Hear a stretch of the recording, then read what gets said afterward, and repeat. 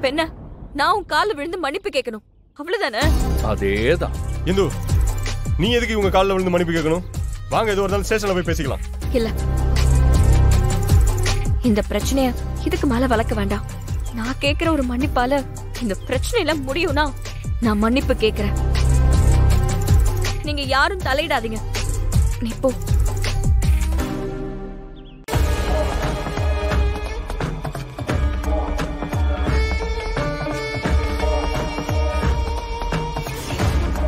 ஏய், எவ்வளவு நேரம் வெயிட் பண்றது? உன்னோட டிராமா பாக்குறதுக்குலாம் எனக்கு இப்ப டைம் இல்லை.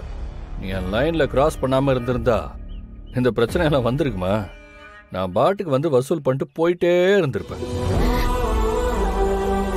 என்ன மன்னிச்சிருங்கம்மா. நான் இப்போ பண்ண போற விஷயம் உனக்கு பிடிக்காதுன்னு எனக்கு தெரியும். ஆனா செல்வியோட அப்பாவை காப்பாத்தி இந்த பிரச்சனை முடிக்கிறதுக்கு எனக்கு வேற வழி தெரியல. நான் பண்ணதெல்லாம் தப்புதான். என்ன மன்னிச்சிருங்க.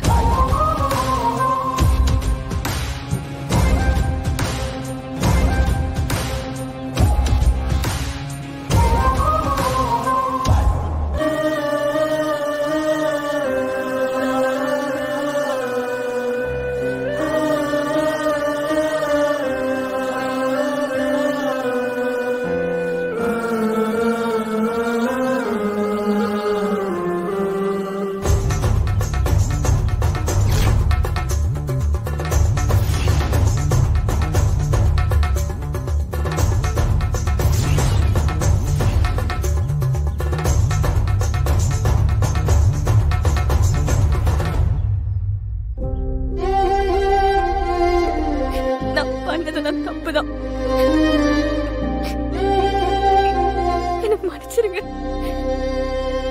தயவு செஞ்சு செல்வியோட அப்பாவை விட்டுருங்க.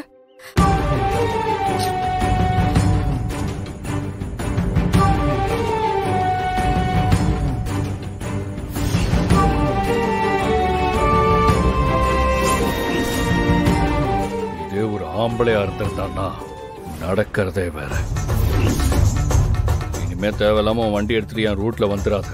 அப்படி வந்தன்னு வை, அவ்வளவுதான்.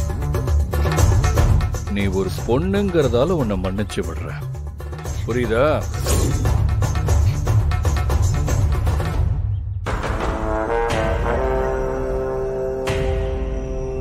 அவங்க அப்பனை கூட்டு வாங்கடா, சரியா?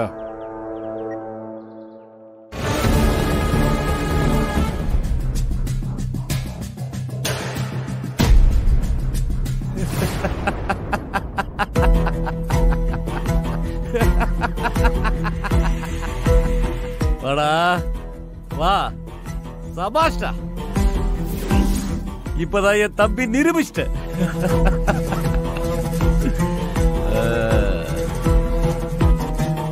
இருந்தாலும் இவனை ரொம்ப தான் தலையில தூக்கி வச்சு கொண்டாடுறாரு. கூடிய சீக்கிரம் நீ என்கிட்ட மாட்டுவடா. என்னடா என்னன்னு புரியலையா? அங்கே ஹவுசிங் போல நடந்தத பாண்டி வீடியோ எடுத்து அமிச்சிட்டான்.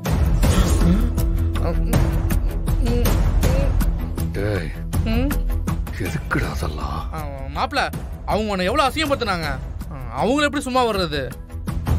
நம்ம யாருன்னு காட்ட வேணாம் மாப்பிள்ள, அதானே பண்ணோம். டேய், அவனை எதுக்கு குறைக்கிற? அவன் சொல்றது சரிதானே? டேய், இவளுங்க மாதிரி அடங்காப்பிடார்களுக்கு நீ கொடுத்த தண்டனை தான் சரி.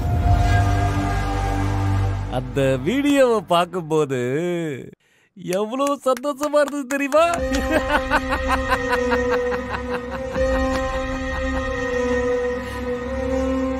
அந்த பொண்ணு உன் காலில் விழும்போது ஒருத்த கூட தடுக்க வரல பாத்தியா?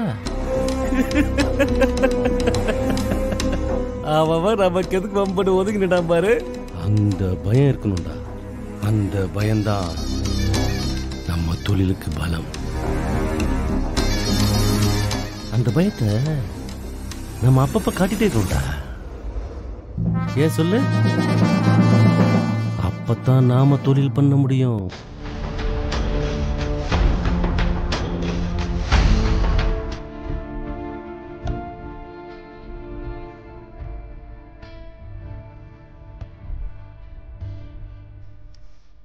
என்னாச்சுங்கய்யா?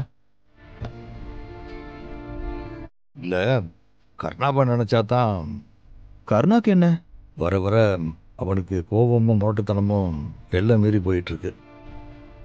யாருக்கும் அடங்காமல் கோயில் காலை அடம் தெரியலாம். இன்னைக்கு எங்கே போய் நிற்குதுன்னு பார்த்தே இல்லை. ஐயா, கருணா வழக்கமா பொம்பளைங்கிட்ட இவ்வளோ கோவப்படுற ஆளே கிடையாது. காலையில் கூட பிரச்சனை வேணான்னு தான் கிளம்பி வந்தான். இங்கே வந்ததுக்கு பிறகுதான் திவாகர் தம்பியும் கிருபானனை ஏற்றி விட்டு அவர் கருணா கிட்ட, டேய் அங்கே அசிங்கப்பட்டது நீ இல்லடா, நான் தான் உன்னை ரொம்ப நம்பினேன், ஆனால் நீ என்னை அவமானப்படுத்திட்ட, அது இதுன்னு பேசிதான் அவனை ரொம்ப சூடாக்கி விட்டுட்டாங்க ஐயா. அதான் உணர்ச்சி வசப்பட்டு ஏதோ பண்ணிட்டான். இந்த கிருபாவும் திவாகரனும் வர வர நல்லது கெட்டதையெல்லாம் யோசிக்காம நல்லா ஏற்றி விட்டுக்கிட்டு இருக்கானுங்க. இவனும் விசுவாசத்தை காட்டணும்னு என்னென்னமோ பண்ணிக்கிட்டு திரியிறான்.